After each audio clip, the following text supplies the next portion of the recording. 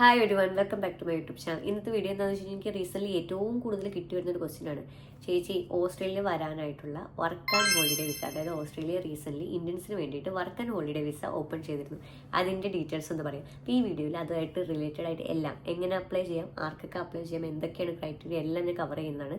സിമ്പിളായിട്ട് work and holiday visa പറഞ്ഞു തരുവാണെങ്കിൽ നമുക്ക് 3 വർഷം വരെ ഓസ്ട്രേലിയയിൽ നിൽക്കാനും ജോലി ചെയ്യാനും ട്രാവൽ ചെയ്യാനും പഠിക്കാനും ഒക്കെ നിങ്ങളെ അനുവദിക്കുന്ന ഒരു വിസയാണ്. ഇതിൻ്റെ ഏറ്റവും വലിയ പ്രത്യേകത എന്താണെന്ന് വെച്ച് കഴിഞ്ഞാൽ ഇതിന് അയൽസ് വേണ്ട. ഏത് ഫീൽഡ് ഓഫ് സ്റ്റഡി ആണെങ്കിലും കുഴപ്പമില്ല. നിങ്ങൾ നഴ്സിംഗ് അല്ലെങ്കിൽ ഹെൽത്ത് കെയർ ഫീൽഡ് തന്നെ വേണമെന്ന് ഒരു നിർബന്ധമില്ല. വളരെ ചീപ്പായിട്ടുള്ള വിസയാണ്. അപ്പോൾ നമുക്ക് ഇതിനെ പറ്റിയിട്ട് ഡീറ്റെയിൽഡ് ആയിട്ട് വീഡിയോയിൽ സംസാരിക്കാം. ഇനി വിസയെ പറ്റി ഡീറ്റെയിൽഡ് ആയിട്ട് സംസാരിക്കാൻ നേരത്തെ ഇത് കഴിഞ്ഞ വർഷം ഒക്ടോബർ 1, അതായത് 2024 ഒക്ടോബർ 1 ഈ ഓസ്ട്രേലിയൻ ഗവൺമെൻറ് ഇത് നമുക്ക് വേണ്ടി ഇൻട്രൊഡ്യൂസ് ചെയ്തത്. ഇന്ത്യയും ഓസ്ട്രേലിയയും നമ്മളൊരു കരാറ് പ്രകാരം ഇൻട്രൊഡ്യൂസ് ചെയ്തൊരു സംഭവമാണ്. ആ സമയത്ത് കുറേ ഇന്ത്യൻസ്, ഈവൻ കുറേ മലയാളികൾ എനിക്ക് മെസ്സേജ് അയച്ചിരുന്നു ഈ ഒരു വിസ കിട്ടിയെന്ന് പറഞ്ഞിട്ട്.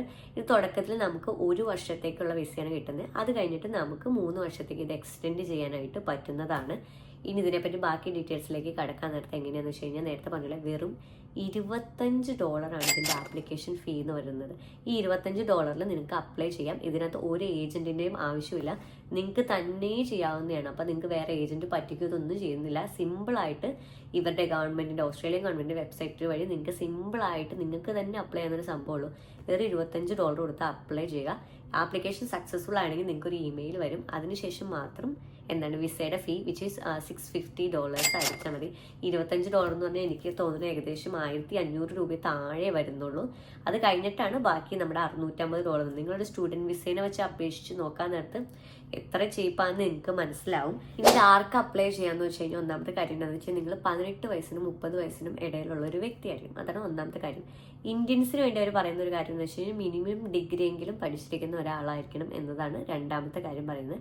പിന്നെ മൂന്നാമത്തെ കാര്യം എന്താണെന്ന് വെച്ച് കഴിഞ്ഞാൽ വരാൻ നേരത്ത് നമുക്ക് ഡിപ്പെൻഡൻറ്റ് ചിൽഡ്രനെ കൊണ്ടുവരാനായിട്ട് പറ്റത്തില്ല.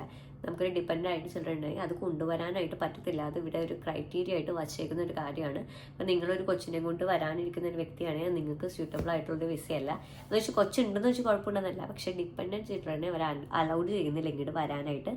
മെയിൻ കാര്യം എന്താണെന്ന് വെച്ച് കഴിഞ്ഞാൽ ഇന്ത്യൻ പാസ്പോർട്ട് തന്നെ ആയിരിക്കണം. അത് വാലിഡ് ആയിട്ടുള്ള ഇന്ത്യൻ പാസ്പോർട്ട് ആയിരിക്കണം. പിന്നെ അയൽസ് വേണം, PT വേണം, അങ്ങനെ ഒരു നിർബന്ധമില്ല. ഹെൽത്ത് ഫീൽഡ് തന്നെ വേണം, അങ്ങനെ ഒരു നിർബന്ധമില്ല. എനി ഫീൽഡ് ഓഫ് സ്റ്റഡി ഉള്ള ആളുകൾക്ക് ഇതിനകത്തേക്ക് അപ്ലൈ ചെയ്യാനായിട്ട് പറ്റുന്നതാണ്. ഇതെങ്ങനെ അപ്ലൈ ചെയ്യണമെന്ന് വെച്ച് കഴിഞ്ഞാൽ ഫസ്റ്റ് തന്നെ ഒരു ഇമി അക്കൗണ്ട് ക്രിയേറ്റ് ചെയ്യുക. അത് വളരെ സിമ്പിളാണ്, നിങ്ങൾക്ക് തന്നെ ചെയ്യാവുന്നതാണ്. നിങ്ങൾക്ക് അറിയില്ലെങ്കിൽ ജസ്റ്റ് ഓൺലൈൻ സെർച്ച് ചെയ്യാതെ, അല്ലെങ്കിൽ ഞാൻ ഇതിൻ്റെ ലിങ്ക് താഴെ കൊടുത്തേക്കാം. ഇൻ കേസ് ഓൾറെഡി ഇമി അക്കൗണ്ട് ഉള്ളതാണെങ്കിൽ നിങ്ങൾ അതിനകത്ത് ലോഗിൻ ചെയ്യുക. അത് കഴിഞ്ഞിട്ട് എന്താണെന്ന് വെച്ച് കഴിഞ്ഞാൽ മുകളിൽ തന്നെ നമുക്ക് സെലക്ട് ന്യൂ ആപ്ലിക്കേഷൻ എന്ന് പറഞ്ഞൊരു ബട്ടൺ കാണും. അതെടുത്തിട്ട് നമ്മൾ പുതിയൊരു ആപ്ലിക്കേഷൻ എന്നുള്ളത് സെലക്ട് ചെയ്യുക. അത് കഴിയുമ്പോൾ തന്നെ വിസ പ്രീ ആപ്ലിക്കേഷൻ രജിസ്ട്രേഷൻ എന്നൊരു സംഭവം കാണും. അതെടുക്കുക. അത് കഴിയുമ്പോൾ തന്നെ വരുന്നൊരു ഓപ്ഷനാണ് നമ്മൾ work and holiday visa 462 registration എന്ന് കാണും, അല്ലെങ്കിൽ registration work and holiday visa 462. അപ്പോൾ ഇതിനകത്ത് ക്ലിക്ക് ചെയ്യുക. അത് കഴിയാൻ നേരത്ത് നമുക്ക് ഓപ്ഷൻസ് കാണും, ഏത് പാസ്പോർട്ട് ഹോൾഡേഴ്സ് ആണ്. അതിനകത്ത് നമ്മുടെ ഇന്ത്യൻ പാസ്പോർട്ട് അത് സെലക്ട് ചെയ്യുക. അത് കഴിയുമ്പോൾ തന്നെ നമുക്കൊരു ഫോം കാണാൻ പറ്റും. ആ ഫോം നമുക്ക് ആദ്യം തന്നെ ഫില്ല് ചെയ്യുക. ഫില്ല് ചെയ്ത് കഴിഞ്ഞിട്ട് നമുക്ക് ചെയ്യാൻ പറ്റുന്നതാണ് രജിസ്ട്രേഷൻ ഫീ. ഞാൻ നേരത്തെ പറഞ്ഞ് $25 കൊടുത്തിട്ട് രജിസ്ട്രേഷൻ ഫീ എടുക്കുക. എന്നിട്ട് നമുക്ക് നമ്മുടെ രജിസ്ട്രേഷൻ സബ്മിറ്റ് ചെയ്യാൻ പറ്റുന്നതാണ്. ആദ്യം തന്നെ നമ്മളിത് ഡ്രാഫ്റ്റായിട്ട് സേവ് ചെയ്യുക. എന്നിട്ട് ഈ പറഞ്ഞ എല്ലാം ഫില്ല് ചെയ്ത കാര്യങ്ങൾ ശരിയാണെന്ന് നോക്കുക. എന്നിട്ട് മാത്രം ഇത് സബ്മിറ്റ് ചെയ്യുക. വളരെ സിമ്പിളാണ്. ഇപ്പോൾ പറഞ്ഞ സംഭവങ്ങൾ ജസ്റ്റ് ഫോളോ ചെയ്താൽ മതി. ഇമെയിൽ അക്കൗണ്ട് ക്രിയേറ്റ് ചെയ്യുക, ന്യൂ ആപ്ലിക്കേഷൻ, പിന്നെ ബാക്കി പറഞ്ഞ കാര്യങ്ങൾ ചെയ്യുക. ജസ്റ്റ് ആ ഫോം ഫില്ല് ചെയ്യുക, സബ്മിറ്റ് ചെയ്യുക, പേ ചെയ്യുക, സബ്മിറ്റ് ചെയ്യുക. അത്രയും സിമ്പിളായിട്ടുള്ളൊരു സംഭവമാണ്. ഡയറക്റ്റും സിമ്പിളും ആയിട്ടുള്ളൊരു പ്രൊസീജിയർ. അതിനകത്ത് നിങ്ങൾക്ക് വേറൊരു ഏജന്റിൻ്റെയും വേറൊരു തേർഡ് പാർട്ടിയുടെ ഒരു ആവശ്യമില്ല. നിങ്ങൾക്ക് തന്നെ വളരെ ചീപ്പായിട്ടും എന്നാൽ 3 വർഷം ഓസ്ട്രേലിയയിൽ, 3 വർഷം വരെ ഓസ്ട്രേലിയയിൽ നിൽക്കാൻ പറ്റുന്ന ഒരു വിസ കൂടിയാണ്. ഇനി ഇതിന് എന്തൊക്കെ ഡോക്യുമെന്റ്സാണ് വേണ്ടതെന്ന് വെച്ച് കഴിഞ്ഞാൽ ഒന്നാമത്തെ നേരത്തെ പറഞ്ഞ പോലെ തന്നെ നിങ്ങളുടെ ഇന്ത്യൻ പാസ്പോർട്ട്, അത് നിർബന്ധമായിട്ടുള്ള സംഭവമാണ്. പിന്നെ നിങ്ങളുടെ ഡിഗ്രി സർട്ടിഫിക്കറ്റ്സും ബാക്കി നിങ്ങൾ പഠിച്ചതിൻ്റെ ഡോക്യുമെന്റ്സ് നിങ്ങൾക്ക് വേണം. പിന്നെ നാഷണൽ ID കാർഡ് വരാൻ നേരത്തെ നമ്മുടെ ആധാർ കാർഡ് ഇവിടെ എടുക്കുന്നില്ല. അത് കാരണം അതിന് പകരം പാൻ കാർഡ് വേണം, എന്തായാലും നിർബന്ധമായിട്ടുള്ള സംഭവമാണ്. ഈ ഇത്രയും സംഭവങ്ങളാണ് ഇവർ ചോദിക്കുന്നുള്ളത്. നേരത്തെ പറഞ്ഞ അയൽസോ PT ഇതിൻ്റെ ഡോക്യുമെന്റ്സ് ഒന്നും ഇവർ ചോദിക്കുന്നില്ല. ഇപ്പോൾ ഓസ്ട്രേലിയ ഇത് എന്തിനാണ് ഇൻട്രൊഡ്യൂസ് ചെയ്തതെന്ന് വെച്ചാൽ ഓസ്ട്രേലിയ കുറേ എന്താണ് കുറേ സ്കിൽസ് ഫില്ല് ചെയ്യാൻ, കുറേ എന്താണ് ജോലികൾക്ക് ഡിമാൻഡ് ഉണ്ട്, അത് ഫില്ല് ചെയ്യാൻ വേണ്ടിയിട്ടാണ് ഇതിങ്ങനെ ഈ ഒരു പുതിയ വിസയൊക്കെ ഇവർ ഇൻട്രൊഡ്യൂസ് ചെയ്തേക്കുന്നത്. അപ്പം നിങ്ങൾക്ക് ചെയ്യാൻ പറ്റുന്നതെന്ന് വെച്ചാൽ നിങ്ങൾ ഈ ഒരു വിസയിൽ 1 വർഷത്തിലായിരിക്കും വരുന്നത്. അത് കഴിയുമ്പോൾ ഞാൻ നിങ്ങൾക്ക് വേറൊരു പേജ് കാണിച്ചു തരാം. നിങ്ങൾക്ക് ഇതിനകത്ത് കാണാൻ പറ്റും ഫസ്റ്റ് ഇയറിൽ ഇത് ആദ്യം നമുക്ക് വിസ കിട്ടുന്നത് 12 മാസത്തേക്കും. അത് കഴിഞ്ഞിട്ട് നമുക്കിത് പിന്നീട് എക്സ്റ്റെൻഡ് ചെയ്യാനായിട്ട് 3 വിസ എന്നുള്ള രീതിയിൽ ഇതിന് സെപ്പറേഷൻ കാണിക്കുന്നുണ്ട്.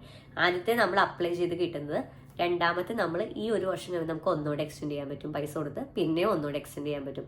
അത് നമ്മൾ എന്താ ക്രൈറ്റീരിയ എല്ലാം മീറ്റ് ചെയ്തിരിക്കണം, ജസ്റ്റ് ചുമ്മാ നമുക്ക് എക്സ്റ്റെൻഡ് ചെയ്യാൻ പറ്റില്ല. അപ്പോൾ 3 വർഷം വരെ ഓസ്ട്രേലിയയിൽ നമുക്ക് പഠിക്കണോ പഠിക്കാം, ജോലി ചെയ്യണോ ജോലി ചെയ്യാം, ട്രാവൽ ചെയ്യണോ ട്രാവൽ ചെയ്യാം, അതും ഇത്രയും ചിലവ് കുറഞ്ഞ രീതിയിൽ. അപ്പോൾ ഇതിനകത്ത് നേരത്തെ പറഞ്ഞ പോലെ എന്താണ് നമ്മുടെ രാജ്യക്കാർക്ക് ഡയറക്റ്റ് ആയിട്ടുള്ള സംഭവമല്ല, നമുക്കിപ്പോൾ ഈ ബാലൻസ് സിസ്റ്റം വഴി മാത്രമാണ് ഉള്ളൂ.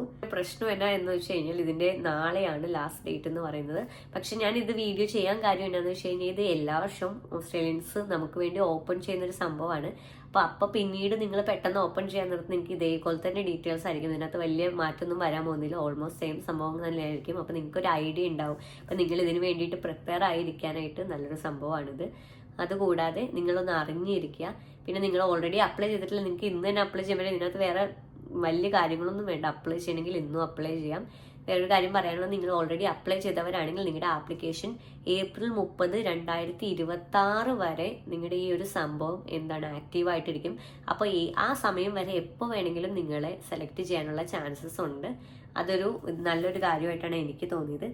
വേറെ തന്നെ ഇത്രയാണ്. നിങ്ങൾക്കിപ്പോൾ ഇൻ കേസ് ഇത് കിട്ടിക്കഴിഞ്ഞാൽ നിങ്ങൾക്ക് ഇവിടെ വന്നു കഴിഞ്ഞിട്ട് നിങ്ങൾക്ക് ഇവിടെ ഒരു എംപ്ലോയറെ കണ്ടുപിടിക്കാനും നിങ്ങളെ സ്പോൺസർഷിപ്പ് മേടിക്കാനും അല്ലെങ്കിൽ പിന്നീട് നിങ്ങൾക്കൊരു നല്ലൊരു ജോലി കിട്ടി അത് വെച്ചിട്ട് PR അപ്ലൈ ചെയ്യാനൊക്കെ ഓപ്ഷൻ ഉള്ളതാണ്.